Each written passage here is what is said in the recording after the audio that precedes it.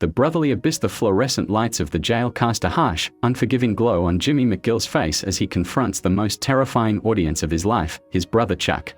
The sterile visiting room becomes a battlefield of family history, unspoken resentments, and desperate hope. The Chicago sunroof incident isn't just a simple legal mishap.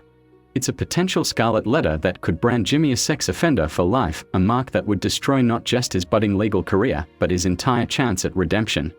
The details are murky, embarrassing, something Jimmy describes with a mixture of dark humor and genuine shame. Chuck sits like a stern judge, his very posture a condemnation. Years of disappointment have carved deep lines into his face, creating a topography of familial judgment. Jimmy's plea is a complex symphony, part comedy, part tragedy, part genuine vulnerability. "I know I'm a lousy brother," he admits, his voice cracking.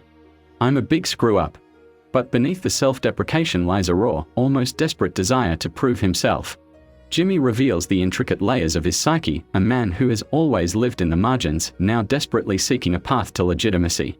Every joke is a shield, every admission a calculated move to break through Chuck's emotional armor. Chuck's response is measured, conditional.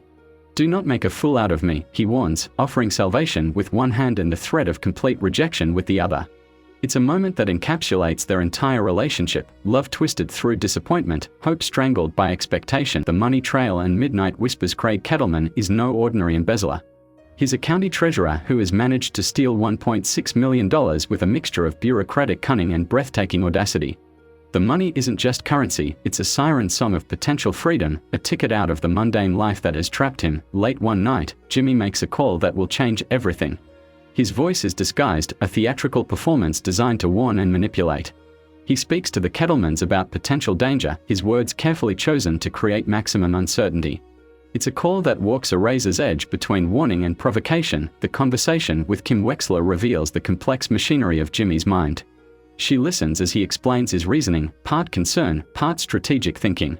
Jimmy sees the world not as a series of black and white moral choices, but as an intricate chessboard where every move can be justified. His theory begins to take shape. What if the Kettlemans aren't victims, but architects of their own disappearance?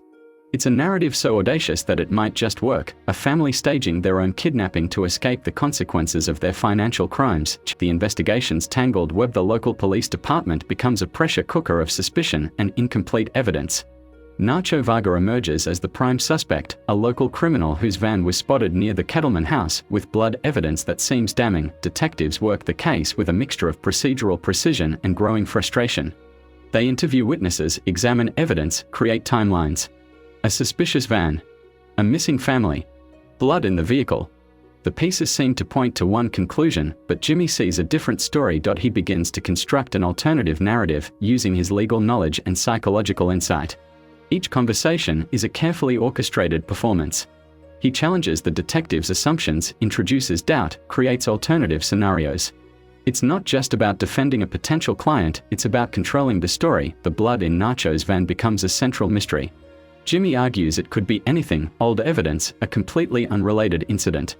He transforms a seemingly straightforward investigation into a labyrinth of potential explanations, secrets hidden in plain sight. And retired police officer provides the crucial insight that will crack the case wide open. People don't always run far when they are hiding, he explains.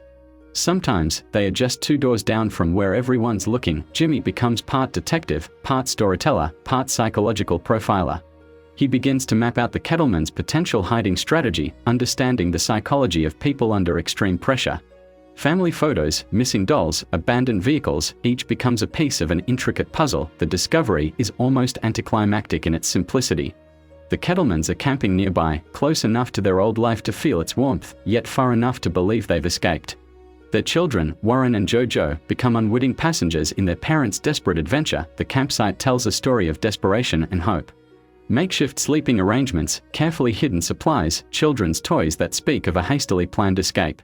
It's a tableau of a family on the run, yet paradoxically refusing to truly leave their old life behind. The confrontation and forced redemption. Jimmy's final confrontation with the Kettlemans is nothing short of a psychological masterpiece.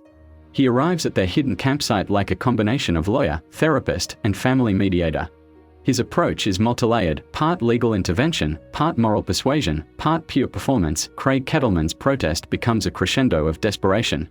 His carefully constructed plan begins to unravel under Jimmy's relentless pressure. The children, Warren and JoJo, become both weapon and shield in this complex negotiation. Jimmy gives them a choice that isn't really a choice: return voluntarily or face a more brutal extraction by law enforcement. He understands the psychology of fear, of limited options. Each word is carefully chosen, each gesture calculated to maximize impact. As they prepare to return to civilization, it becomes clear that Jimmy has done more than solve a case. He has rewritten a story that was spiraling out of control, bending reality to his will. The larger narrative: this is more than a story about a lawyer and a missing family. It's a profound exploration of survival, of the stories we tell ourselves to escape our circumstances. Jimmy McGill doesn't just practice law, he practices the art of narrative manipulation, turning potential disasters into opportunities. In a world that's often cold and unforgiving, he's a storyteller who refuses to accept the script that's been written for him.